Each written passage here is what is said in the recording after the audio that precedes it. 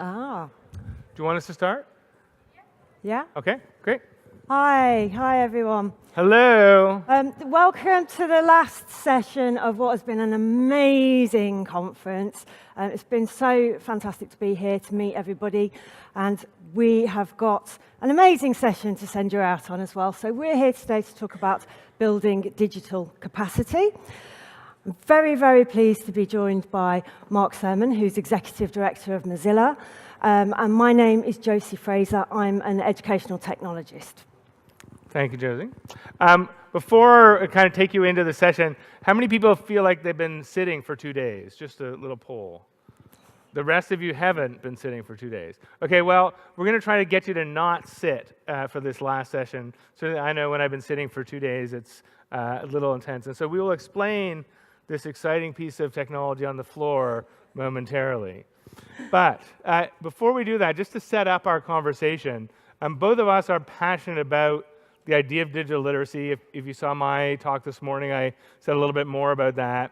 And want to begin with the assertion that digital literacy, or whatever you want to call it, there's lots of equivalent phrases, is as important as reading, writing, and math.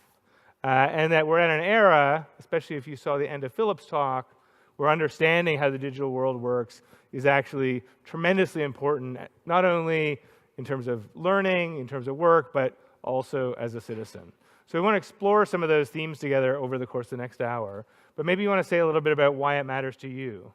Okay, so I've been working for my career as an educational technologist with learning communities of all different kinds. Most recently, I've been working with school communities, but I've also I've been fortunate enough to work with a lot of universities and FE as well.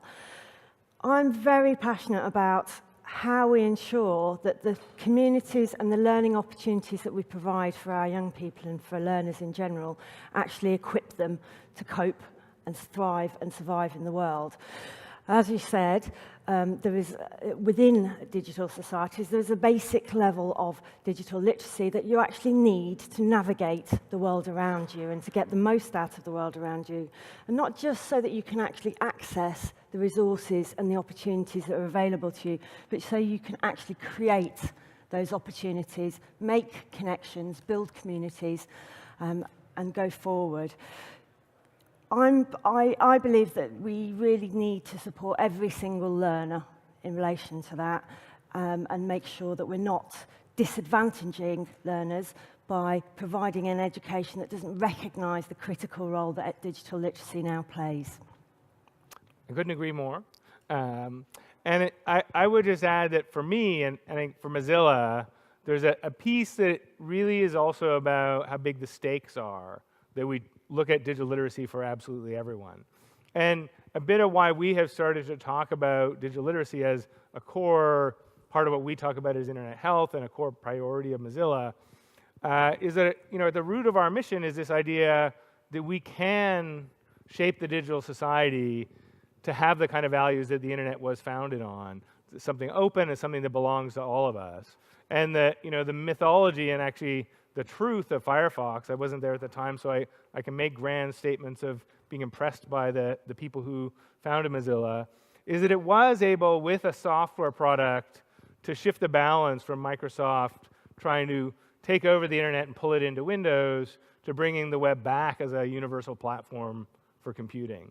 And it did that by putting out a piece of software with a set of values that got popular with people, that had standards in it, and really did shift things and put them on a different trajectory. We're at a spot now with the internet where I certainly think we're at risk of being on the wrong trajectory. Decentralization, monopolies, a huge crisis in security, growing inequities. And the thing that we've kind of come to as an organization is, even if others can find the right technologies that decentralize, the right technologies with the right values, the right products, it will not be enough. And so if you think about, I think of open source often as being like the conservation movement. Very, very successful in creating big national parks in many parts of the Western world in the early part of the 20th century. It didn't stop pollution. It didn't stop a hole in the ozone layer. we're now at that same spot where we need a second wave of what the open source movement started, and it does have to start with people. It does have to start with their knowledge. It does have to have digital citizens at the heart of it. And so for me, digital literacy isn't just a subject in school. It is really something that will determine the fate of our digital society and ultimately where all of us end up. So I think it's kind of important. So with that, I guess we're going to see if you agree. And what we're going to do is, in a moment, just to be safe, don't do this yet, we're going to deploy this incredibly sophisticated piece of analog opinion measurement technology. This is what we call a spectrogram, and it's very, very simple. We will make a categorical statement. If we have designed the categorical statement properly, you will strongly agree, strongly disagree, or be very confused and ambivalent. You will then move your body to express your reaction to that categorical statement. So if you strongly agree, you'll go to the yes. If you strongly disagree, you will go to the no. If you don't really know where you stand, you will go to the middle. At which point, we will come and talk to people at different parts of the opinion measurement spectrum and ask why you're standing where you're standing. Now here's the tricky part. If somebody somewhere else on the line says something convincing to you but different than what you thought, you can move your body along the line. So those are basically the rules. By the end, we will know a lot more about what we think about digital literacy and how to tackle it as educators and as a society. So before we start, just to make sure that we all know how to operate the machine, I have 3 volunteers who are going to help me just demonstrate the machine. If I can have my 3 volunteers here at the center of the line, just stand at the center of the line. No, just all stand at the center, Philip, so you can show sort of how it works. Don't give away your position. Oh. So here is the statement. Folks, the weather in Berlin is awesome. The weather in Berlin is awesome. Oh my God, these people can't agree on anything. Let me just find out why they're there. You're so against the weather in Berlin and you're German. Why? Well, I'm from Cologne, and so everything in Berlin is terrible, including the weather. I see. Well, let me just see. The British over here may have a different opinion, and I can guess why. Hi. Well, at the moment in Britain, it's raining monkeys. Here, the weather's beautiful. The sky is blue. The bluebirds are out and singing. It's like walking in a wonderland of joy. All right. The British are happy to be in Berlin. They may never leave.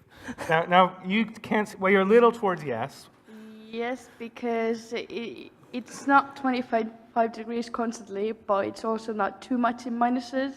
So I'm kind of not too happy, but it's not too bad. Excellent. Give a round of applause to our demo team. All right. So we're going to now deploy this for real. So if everybody can either leave the room, as these people are doing, or stand up and join us on the line. So there are no spectators in this sport. Please come and join us, and we will start with our first statement. Do you want to read the first statement? Yeah, I'll read the first statement, and then am I doing yes or no? Who's doing? Pardon? Am I doing yes? Oh, we'll just run. Okay. But just say it slowly, repeat it, make it really clear. Okay, so let's go. Let's go. You cannot have an opinion back there behind the chairs. Everybody has an opinion. So if you're behind where I am, you're in the wrong spot. I do have a fetish for standing on chairs. Come on, those folks who are clustered in the middle, create some more space for these other folks. Let's have a look. You can do your emails later. All right, we're almost ready. So do we have a first statement? We do. So our first statement is the best people to teach digital literacy are students. Okay, and we've got yes, strongly agree on this side, and we've got no, strongly disagree on that side, and we've got somewhere in the middle. The best people to teach digital literacy are students. Nobody is in the complete yes. Oh, wait, we may have some takers. Oh, no. Oh, the best people to teach digital literacy are students. Oh, we're getting some good clustering here. All right, so we kind of got a majority towards no, my rule of thumb in this is always to go to the person who is farthest in the minority. So why do you think the best? Because they are used to do this in the normal life. All right. Yes. Can you say why you're down here? The same. The same? Yeah, same. Anybody has a different reason that students are used to using it in their normal life? Well, I think a more nuanced reason. The teachers need to be involved, but the kids need to be the ones that drive it. Okay, great. Anybody have a different opinion down here? Why they're down here? Felix, you look thoughtful. I think to them, a lot of it is intuitive, whereas the instructors, the professionals, have to learn more rationally with effort. And so I don't think they're the best, but they are among the best to teach. Okay, great. Maybe you can get the people on the far no end of the spectrum. Okay, so I think you're actually right at the back here in terms of no, students aren't the best people to teach digital literacy. So what are your reasons? I think old people also can be good in knowing what is wrong and what is right, and to find out their sources. So it's not an age-specific thing? No. Okay, and can I ask you? I have a course in the university called Digital Literacy, and the students don't know anything about it. So that's why. It depends on what you mean with digital literacy also. Okay, thank you. So your argument is you're a teacher, so you can't be down there. Okay, good. I feel like I'm in a Woody Allen movie and you're McLuhan. Or no, I'm McLuhan. Can I Anyway, ask you why you think learners shouldn't be the ones to be leading on teaching digital literacy? Because learners, many of them, are not digitally literate themselves. They use 3 apps to death. They know how to type quickly, but they are digitally illiterate, basically. That's the reason. Anybody got any other opinions? Shall we maybe walk a little bit to the centre? I think that it's not enough to be intuitive. I think that you have to have a kind of teacher's framework of how to approach things, how to teach, teaching strategies, all those things that we teachers do that children do not have. So maybe it's something So about and the critical experience skills. that we have. Yes, an experience certainly. Yes. So we haven't had any moving down here. Let's see if people in the middle will help move in either direction. I'm just going to ask this lady here because she's quite keen to Oh, share quickly. Also, just to add, because we don't expect our children to be born with moral standards and with ethical thinking, so why do we expect them to be able to do so just because they have some kind of device in their hand? Interesting point. Good point. Do people have strong opinions here in the middle about why you're in the middle? I'm in the middle because I think it's not a question of students teaching us or us teaching students. It's a kind of dialogue thing. And it's not a teaching thing. It's actually a discovery thing that we have to find out together. That's why I'm in the middle, because it goes both ways. Awesome point. I'd say the same thing. I say you can say they're intuitive and then they can teach us things, but obviously they need a lot more guidance, so we need to teach them as well. All right. For me, it's based on their background. It doesn't matter whether the teacher or the student. It's how they exposed to the digital world. So both can combine the idea to teach each other. Okay, awesome. Anybody else here in the middle? Hi. I'm also just thinking about what we're using the digital literacy for. Because teachers use it in one way and students use it in another way, and then we can supplement each other in the process. Awesome. Anybody else who hasn't had a chance to talk want to jump in on this topic on either end? Or anybody's opinion been... Nobody has moved, which either means this group is tired from being at a conference... Oh, we've got a mover. And what moved you? I think I was persuaded by the dialogue thing. Yeah. All right. Anybody else want to add in before we go to the next one? It probably also depends a little bit on how we define digital skills. I teach university students. They know much better how to use certain technologies than the teachers do, but they might not actually know the full scope of what the digital literacy they should have is. So it depends on your definition of digital literacy as well. Fantastic, excellent point there. Anybody else? I really want to jump in myself, but we will do that at the end as we get back to the talk. Okay, what's our next statement? Do you have our button? Teachers who won't improve their digital literacy should be fired. Okay, so if you're for firing, Yes or no? you want to be over here. Teachers who will not improve their digital literacy should be fired. And if you're against us just firing them, you want to be Go in over the middle, here. yeah, you could have a slightly more lenient perspective. There's only This one's one no. person This all one's the way don't on no. fire. This one's yes. Do fire. All right. Well, I will go with my rule, which is the most minority extreme opinion. You are completely against firing teachers, so you're from the teachers union of what country? In fact, I am artificial intelligence researcher, and I'm partially replacing teacher by artificial intelligence. But we shouldn't replace those who don't want to be replaced by other teachers or learn something new. It's well, there are a lot of room for teachers with poor digital literacy if they are in other way qualified. Okay. Other people who are a little bit more on the edge here. Well, I think that we need to kind of think that digital literacy is great, and professors and teachers who use technology is great for teaching, but some teachers can be brilliant teachers without knowing how to use an app. So I think we have to kind of, embrace kind of the difference among teachers. And Okay. I think if you fire them, you make the problem worse. So what you should do is you should, help, again, through a dialogue model, help educate the teachers so they become digital literate and make that part of an objective that they have to achieve. Because, they have to be digitally literate to function in their profession, absolutely. But by just firing them, we're already facing a shortage of teachers. You actually, and also you're keeping them misinformed. You're not actually helping the teacher getting better at what they do. So firing, I think, is a bit of a radical solution that makes the problem worse. Okay. Yeah. I recently saw a film. It was called I, Daniel Blake. I don't know if anybody's seen that. Anyway, this was a person who had a heart attack and had to be out of a job. And he had to use online, forms in order to get his disability, something, in order not to work. And he was just like a magnificent, really nice person, but couldn't use that online, digital, devices and things. That doesn't make you any worse just because you can't use it. I mean, there are other things that you can give to society, even if you're not using the digital world. That's my opinion. Okay, great. So let's hear from the Hatchet Squad down there. Okay, so you seem to be of the strongest opinion. Well, thank you.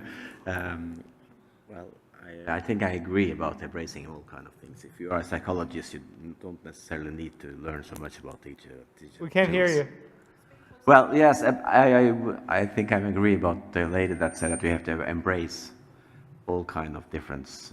So why are you down there, sir? Well, it's a nice place to be for the moment.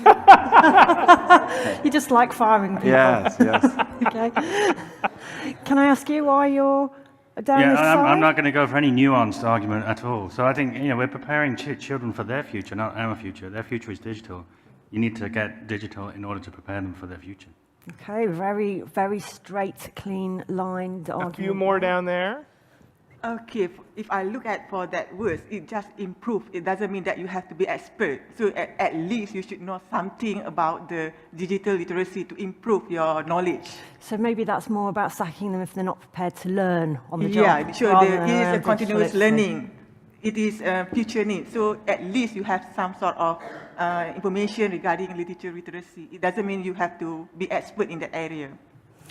Anyone else got a strong opinion? I will use an analogy. I would say that a teacher without digital literacy is a kind of river without water.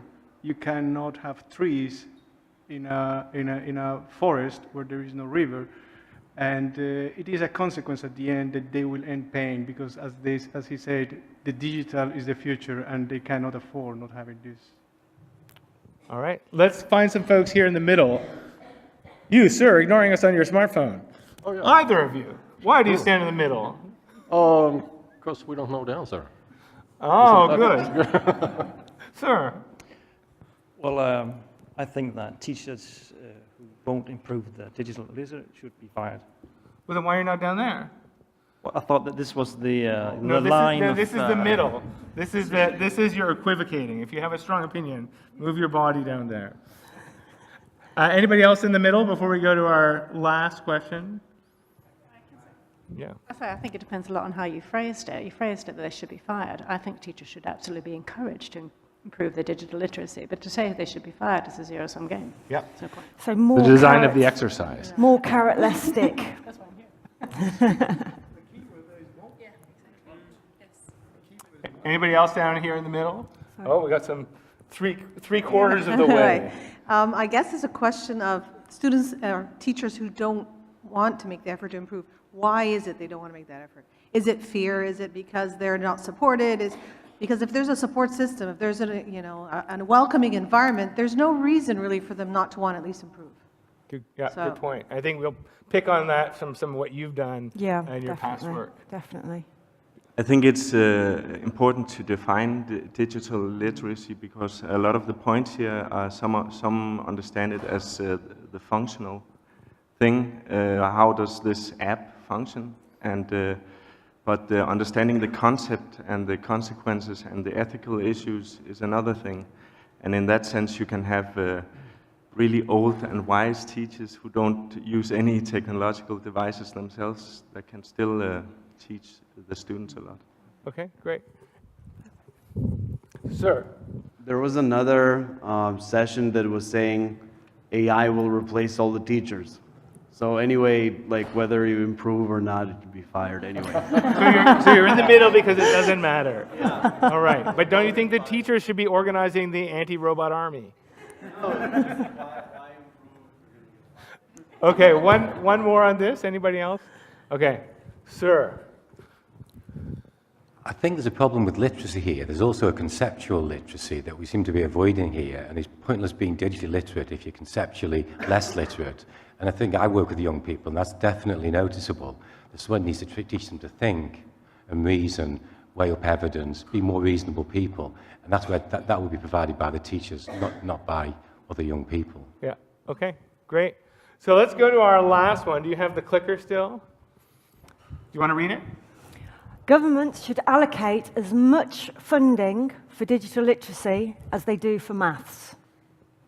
Okay, so we spend a lot, most governments in the world spend a large time investing in developing maths teachers, creating resources, ensuring that their population has basic mathematical skills. Do you think that we need to weight digital literacy as an area as much as we're weighting currently maths? So if you agree, over here, and if you don't agree, over here. Yes. Yes is there. Disagree is over there. This dude is just, he loves this end. Although you've moved a little bit. Oh, wait. No, I didn't say you need to move a little bit. You're a little bit further than you were there with the firing. Oh, no. So why are you again at the end of the spectrum? This time I'm not that critical, but I would say without good maths, you miss, well, maybe not more than missing digital literacy. But I would say that maths is a background for quite many things. And I'm only here to get to speak. Okay, excellent. I love your transparency. I don't think governments allocate sufficient funds for math. So they should allocate substantially more to digital literacy and to math than they currently do. Brilliant answer. I love your point. Nitpicking with the phrase, but good. Down. You want to get down there? So can I ask why you're here? I actually debated, but seeing as, well, I'm from Denmark, and our entire relationship between the public sector, which is quite large, and the individual is becoming digital. And that's also a part of our understanding of digital literacy, that you have to be able to conduct yourself in all the relations to the public sector as well. So it becomes increasingly important that we are dealing with it, but it should be even more. Okay, thank you.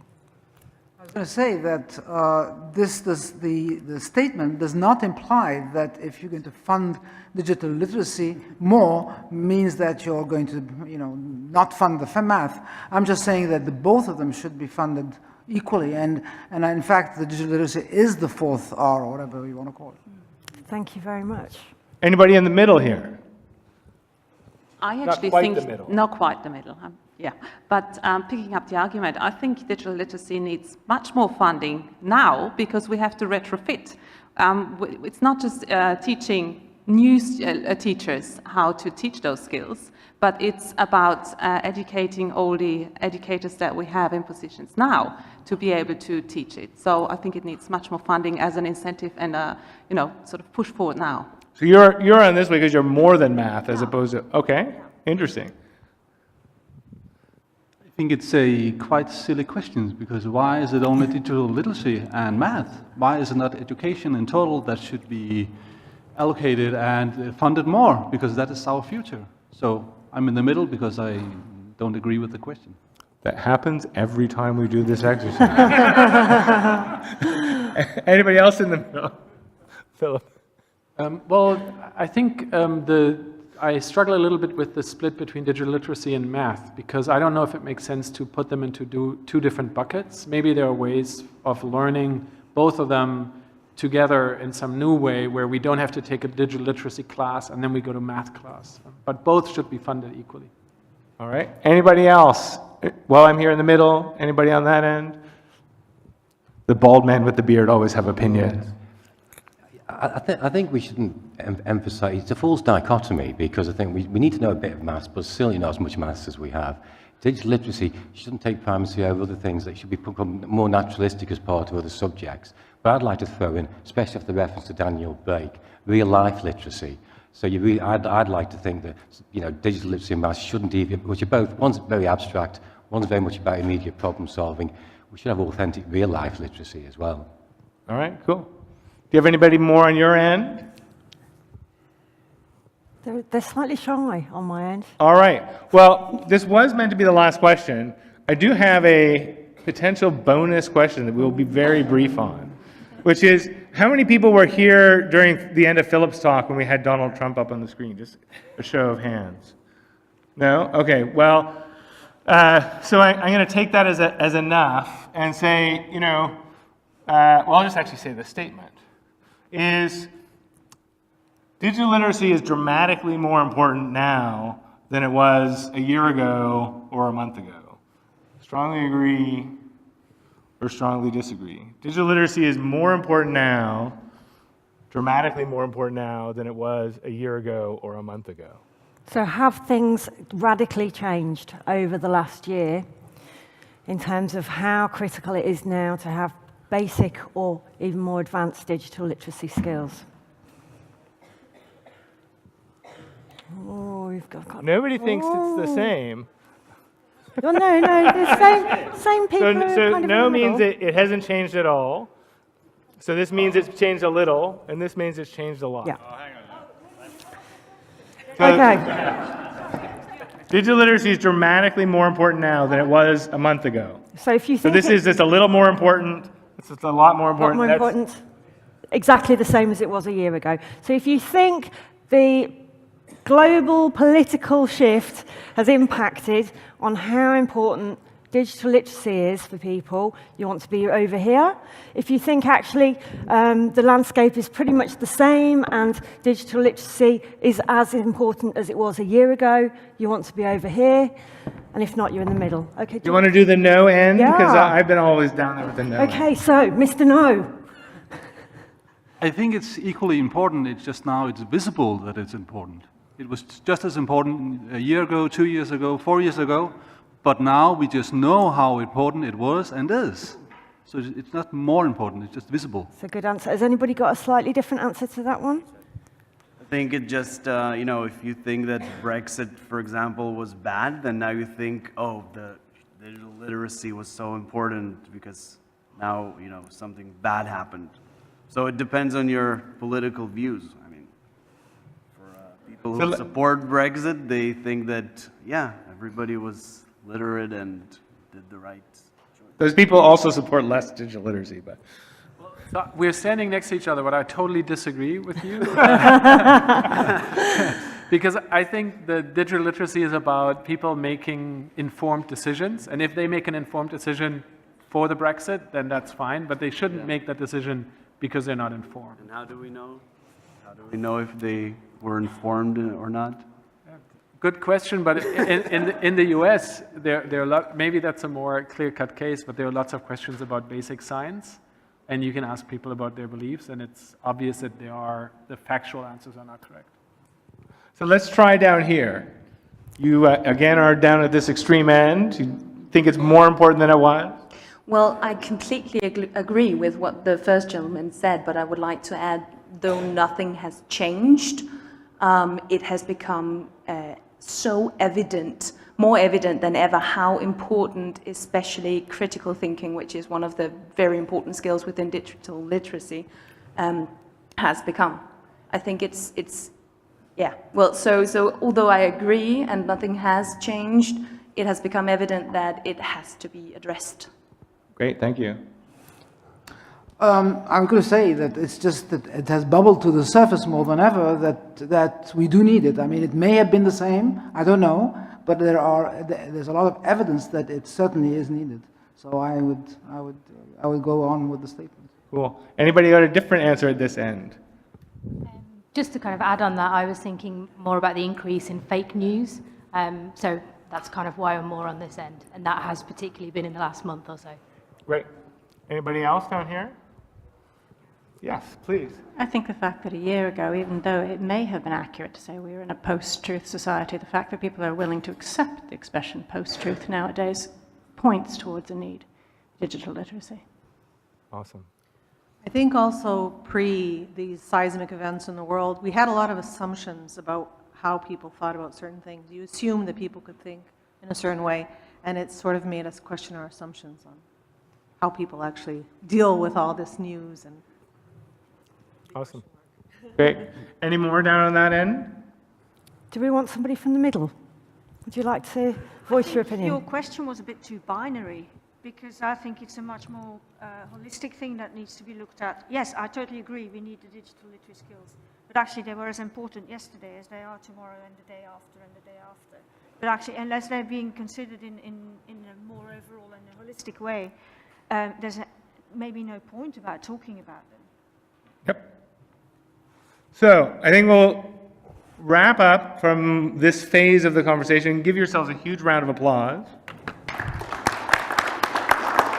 And if you want to grab your seats, what we're going to just do is take 10 minutes to reflect back on some of that. And I guess while you're grabbing your seat, I'll throw it out to folks there who remain in the audience at this late date in the conference. Does anybody have a reflection from that whole conversation that you would want to share back with the group? And then we'll share ours and then wrap up. Hello? If you remove the term digital from all your questions, would your answers change? That's a question to the group. Anybody else have any reflections on that whole conversation you want to throw in? All right. Well, I think it might be interesting if we go back into the middle part of it, some of the 6 years you spent building out a whole digital program, bringing 60 years. 6. I've aged very well. Indeed. So I don't know if you want to talk about some of those challenges we went through your experience kind of rolling out a big digital program in a city. I do. But before I go on to that, I just want to talk about something that came up a few times for everybody. So quite a few times in that discussion, what you were saying to us was, well, actually, it depends on what digital literacy means and what you actually mean by that. And it's very difficult to answer the question without an engagement with that. So there have been so many definitions of digital literacy that have come out over the last 10 years or so. And some are I think some are more useful than other ones. The definition that I tend to use is critical thinking plus technological skills plus social participation. And I think the social participation piece is really, really important in terms of it's not just about being able to go online and fill in forms. It's actually about being able to connect and to collaborate and to communicate with others. JISC have got a very interesting definition in the UK, and they basically say digital literacy is what you need to function in digital society. So it's very, very open-ended and broad, and there are benefits to kind of keeping that conversation at that kind of level and keeping it that broad. One of the things that have been doing with teachers in England is looking at what digital literacy actually means to those staff. So while I have a kind of a shorthand version of what digital literacy is, I very, very firmly believe that digital literacy and the priorities around digital literacy depends on your position. So my position as a citizen, I have kind of key digital literacies that I need to do to be able to function and be able to engage economically, socially, culturally within digital society. This framework was developed with secondary school teachers, so that's teachers teaching young people from the age of 11 to 18, and also SEN teachers, so teachers working with children with special education needs from kind of mild dyslexia, mild learning difficulties, right through to working with young people with severe and life-limiting disabilities. And this is what they came up with, working with me and with the Montfort University in relation to what was important to them. So one of the things I think in terms of this is that this is the kind of, it's not necessarily what's in the model, although for a lot of people, things will be very similar. So, for example, communication, collaboration, and participation, you can imagine very few groups of people in the world that won't be a priority and a really important area for. But actually, I think it's about this, where the digital literacy is situated and how it responds to the needs of the community that it's situated in. Yeah, and we maybe unsurprisingly, everybody does have their own definition. We spent a lot of time doing comparative research on different definitions. And there's a bunch you can go read on learning.mozilla.org about this. And for us, the definition is similar to yours, to be able to read, write, and participate. And so really there is that consumption, including critical thinking or kind of engaging with information literacy. There's a piece around productivity and creation and being able to express yourself, and a piece on the social part. So I think anytime I would or we would be talking about digital literacy, it's got a bunch of those dimensions. So do you want to say anything, just because we talked a little bit about the role of students and then whether we should fire the teachers? I don't think you fired any teachers for failing No, we actually worked quite closely with the teaching unions in my project, so that wasn't on the cards ever. And obviously, I think somebody mentioned a range of the reasons why staff may not be able to get involved in it. And we have to remember the kind of human element of all this. So some staff are genuinely terrified of using technology. Some staff have had really, really bad experiences with use of technology before. Some staff have had no opportunity or allowance made for them. And I'm thinking particularly of staff that are on very short-term contracts that are only getting paid for the time that they spend in the classroom, who have no kind of framework of staff development or support around them. So, you know, it's very, very difficult for those people in that situation to actually develop their skills in that range. So I'm not in favour of sacking people. I am in favour of actually putting the resources and support in place to recognise educating and educators as professionals, and recognising that digital literacy is a really important element of that profession and of being a professional in modern times. Yeah, for sure. And I think, you know, we would, what Mozilla does, if you didn't see the talk I gave this morning, is a lot of stuff about activating both young people and teachers around digital literacy, including a whole sort of open educational resources program of people, whether they're librarians or in-school teachers or others, writing kind of curriculum on the Read, Write, Participate framework.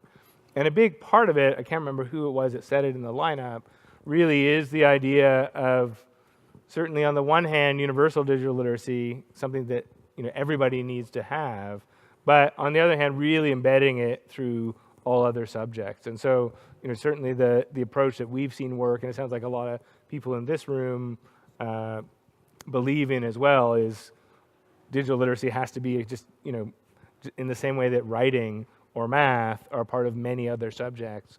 and part of everything we do. But that does actually mean we need, whether it's teachers' colleges or teacher certification programs or professional development or just, how you select for teachers who seek sort of a comprehension of how the digital world is structured, how to wield the digital world, understanding the ethics of the digital world.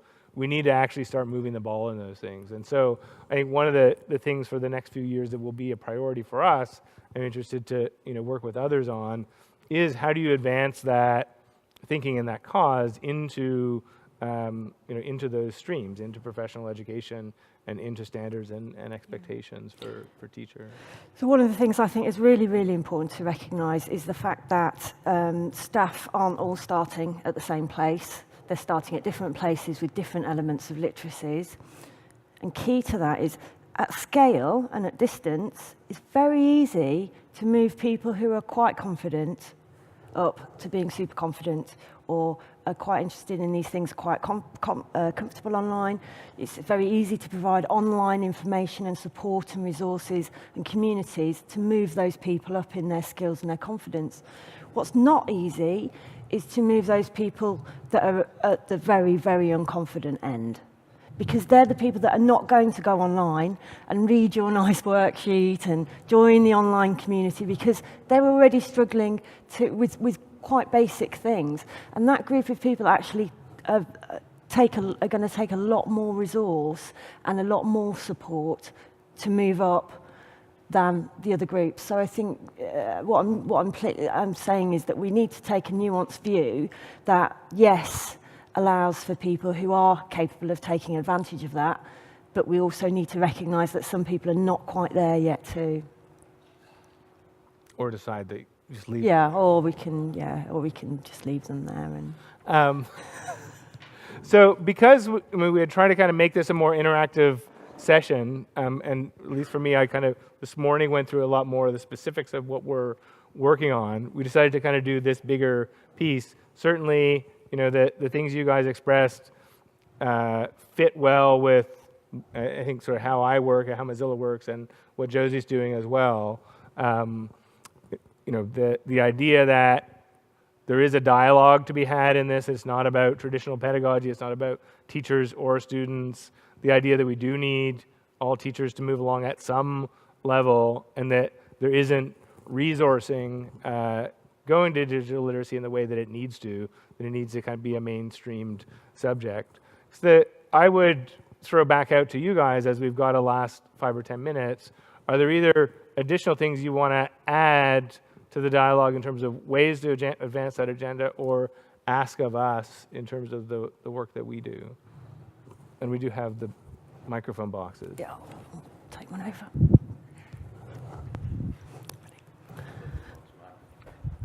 Hear me? I'm just wondering about why you go for this rather hard distinction, maybe just for the purpose of this talk, between teachers and students, because it permeates everything really, like non-formal learning, social networking and everything else. And many of the problems, I think, occur because students actually, there's this sort of conceptual dilution where they confuse learning with chattering and this sort of thing. So I think this debate is really important, but goes beyond teachers and learners. But another important point is, it's interesting if you look at the tech industry now. I do a lot I'm involved in networks in London. There's a big movement to the non-digital. They all do meditation and mindfulness now for an hour in the morning and this sort of thing. No, but there's a very serious thing about time spent online, time spent on the screen. And I don't think it's neither or, but I do think, in a sense, digital literacy needs to understand the need to be non-digital and the need to be more mindful and the need to take more time in human relations that aren't necessarily online. So I think there's those two things I'd like to throw into the mix, which aren't disagreeing. They say I think it's a bit more of a complex picture. And I just think it's really funny that all the tech guys do meditation for an hour in the morning. I believe in meditation, but you can't just do it for an hour. Well, I spend enough time in Silicon Valley that I see lots of those tech people doing mindfulness and meditation, so it is a trend. And I, intentionally, because it was the end of the conference and we used this mechanism, the questions were very binary. I think, I would share, I think Josie shares the kind of, there is a much more nuanced view to all of this stuff. It came out in a lot of the conversation. I guess the thing, for people who are here, work more in formal education, whether it's higher ed or K-12, I'm seeking guidance as I sort of think about Mozilla's policy agenda on some of this stuff, because I think I came from a spot over the last 5-7 years, maybe even longer, more oriented towards not seeing some of the distinctions between teachers or students or informal, formal, and really just seeing the kind of a very holistic picture, which I still do. But at the same time, when I look at how education dollars are spent on whatever level, there just is a huge gap in terms of any resources or any shift in mindset to the kinds of ways we think about the digital world, whether that's the broader ethical stuff or even the kind of production relationship that we would want people to have. So, for me, it is a big, nuanced, holistic thing, but in terms of like how the resources of our society that focus on learning are pointed, they seem just not to be changing or getting worse, with a few exceptions. And where they are changing, in North America, you see this big CS for all kind of move of trying to get computer science to be a universal high school requirement.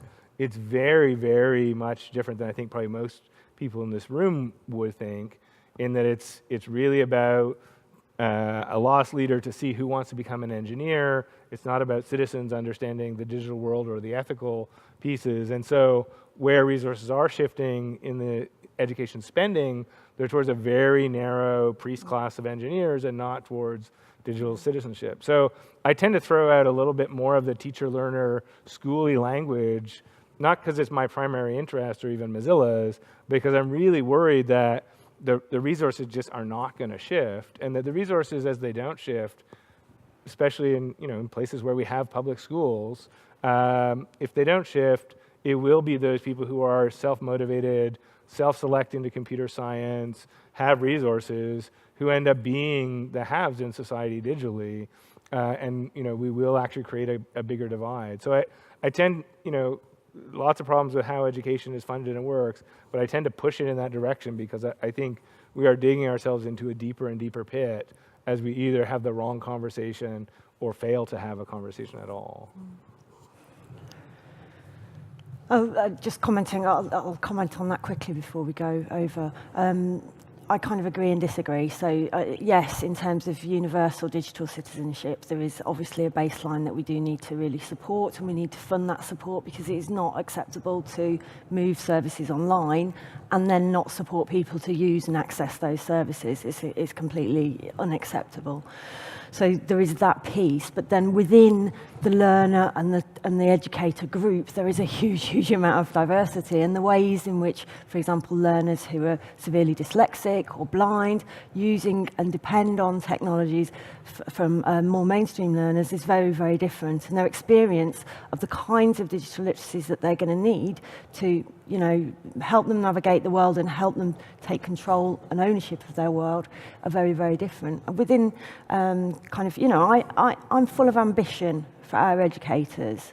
I think we should really try and aim as high as possible for them. So our geography teachers do not need to know the same things and the same tools and the same approaches as our history teachers or our home economics teachers. There are specific things that can really, really support them as professionals, but also support them in the specific delivery of their areas as well. Are there any other questions or interventions? Let's see if I know how to throw. I certainly catch better than I throw.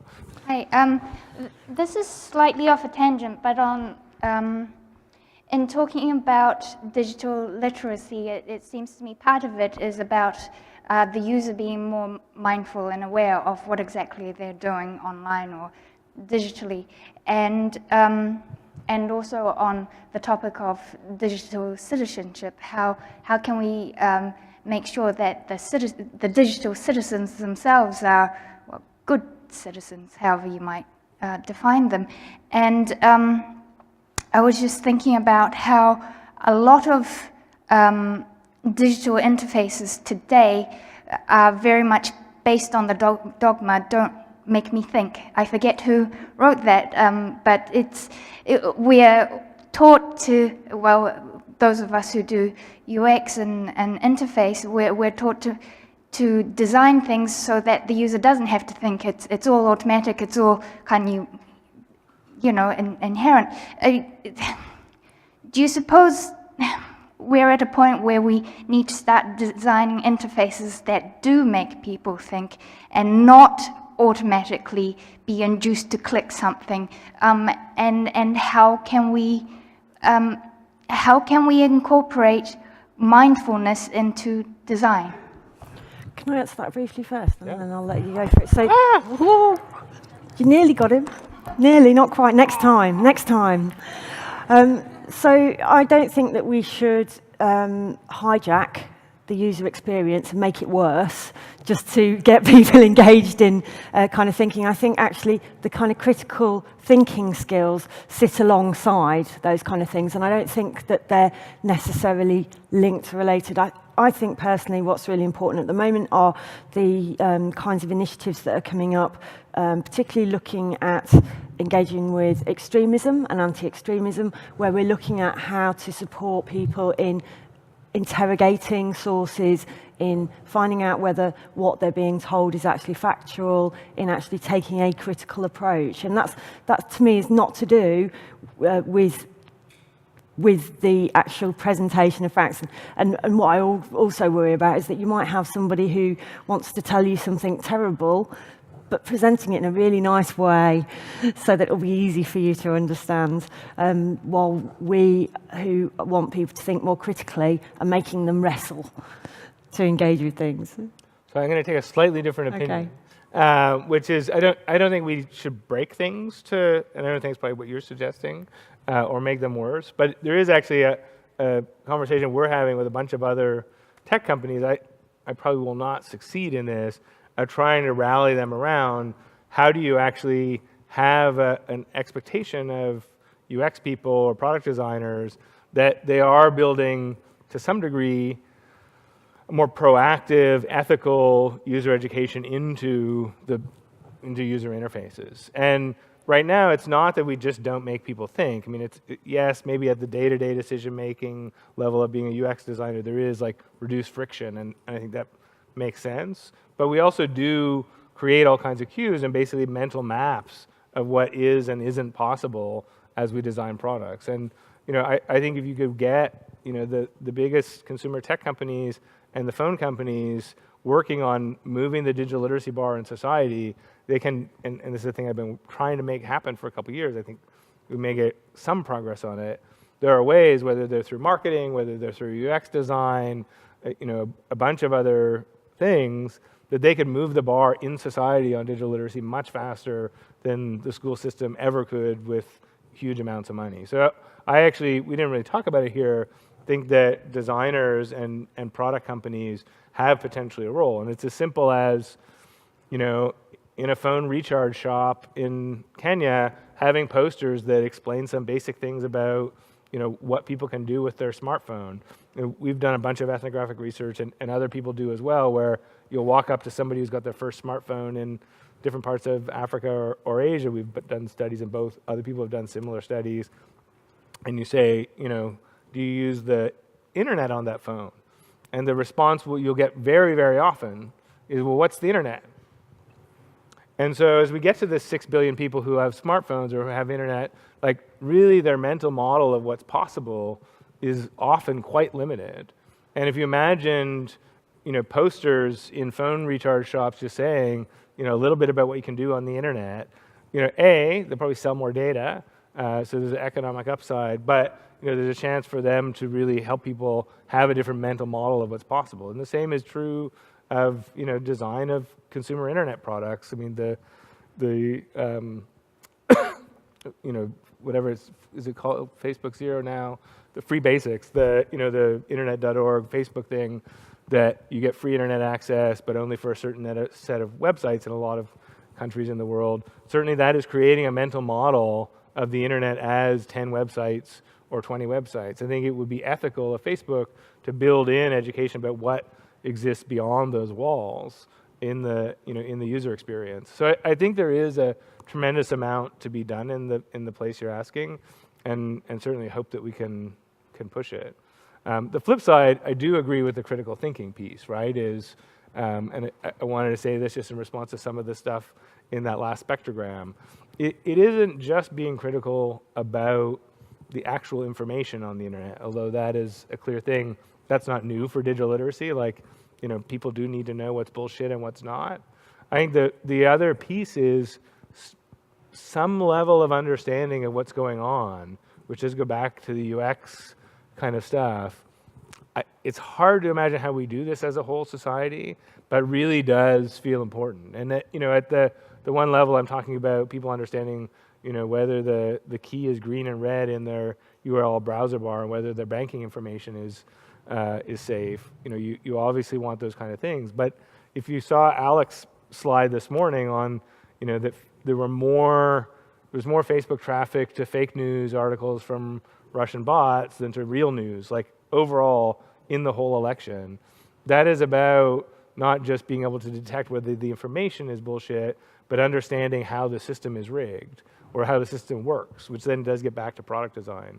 So I think there also are some critical issues in here of people understanding like what forces shape our experience of digital life that are going to be really, really important and are actually about some critical thinking skills.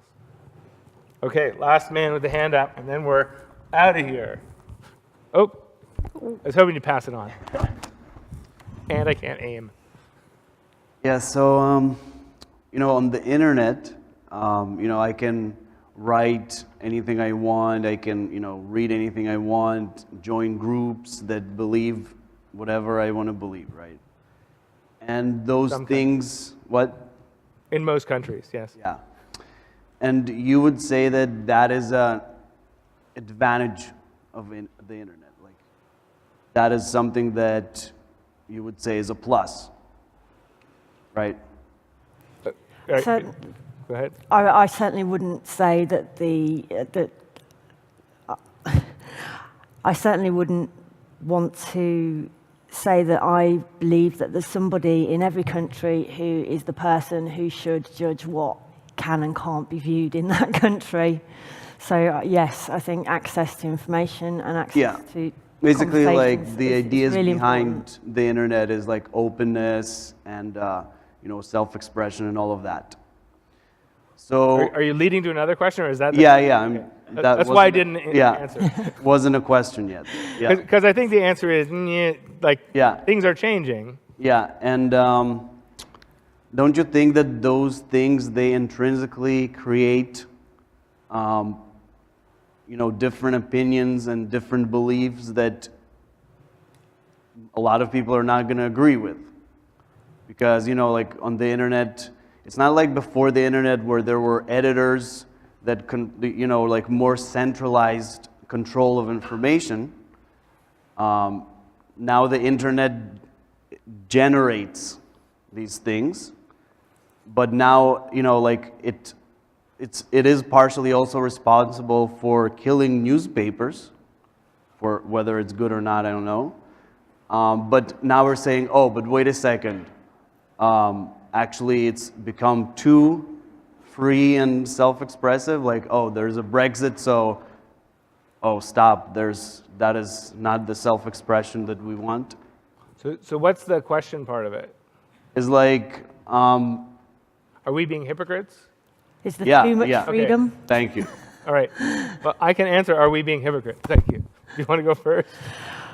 In terms of that, I think there's a strong line to be drawn. I think that what has shifted is that a lot of people have been very encouraged by things that have happened recently and feel that it's actually more acceptable to say things that were previously they were more shy of saying. I think there is clear lines to be drawn, though, between freedom of speech and actual abuse and prejudice and hate speech. There's very, very clear lines, and I think it comes back really to your conception of freedom and whether you believe that it's permissible to threaten other people's freedom in expressing your own. And, so for me, it's a lot of a lot of what gets shouted about in terms of freedom of speech may actually be just abuse. But the person who's being abusive is basically hiding behind a banner of, well, it's freedom of speech, so I can say whatever I like. Well, actually,